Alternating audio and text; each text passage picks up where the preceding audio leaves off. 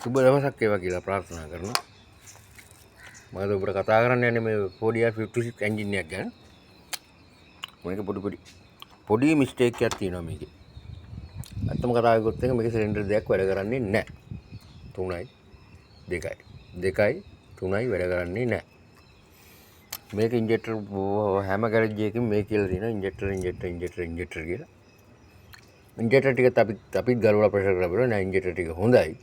කිසි ප්‍රශ්නයක් නැහැ. ඔයගොල්ලන්ට පේනවා මේ ඉන්ජෙක්ටර් වල තියෙන මේ ලයින් එක කනෙක්ටර් ටික. මේ කනෙක්ටර් වල තියෙන අපරාධෙ මේ කනෙක්ටර් ටික. මේ කනෙක්ටර් වල ෆෝල්ට් එකක් આવුත් අනිවාර්යෙන් මේක එන්ජින් මිස් කරන්න ගන්නවා. එන්ජින් එක චෙක් ලයිට් එක දෙන්නේ නැහැ. මට මේ එන්ජින් ස්ටැබිලයිසේෂන් නැහැ. මම අලුත් මේ කනෙක්ටර් වල ගෙන්නලා තියෙනවා. මෙන්න මේ අලුත් කනෙක්ටර් ටික. ඉන්ජෙක්ටර් කනෙක්ටර් ටික. මේක රීකන්ඩිෂන් මං ගෙන්නුවේ. බ්‍රෑන්ඩ් නිව් ගන්න නම් අමාරු පොඩ්ඩක්.